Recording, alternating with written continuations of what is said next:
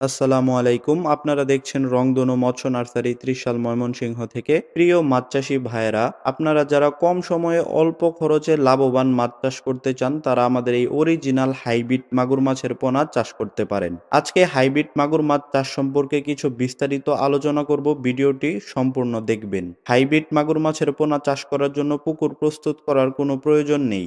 যত পচা পুকুরই হোক না কেন আপনারা এই মাছটি চাষ করতে পারবেন। আর এই মাছের খাবার খরচও খুবই কম। এই মাছটি আপনারা মুরগির লিটার ও যত পচা খাবার আছে এগুলো দিয়ে চাষ করতে পারবেন।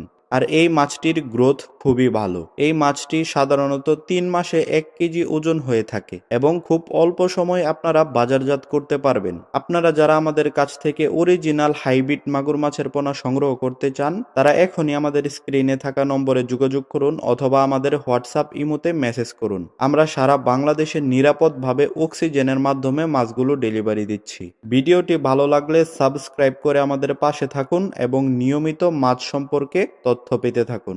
ধন্যবাদ।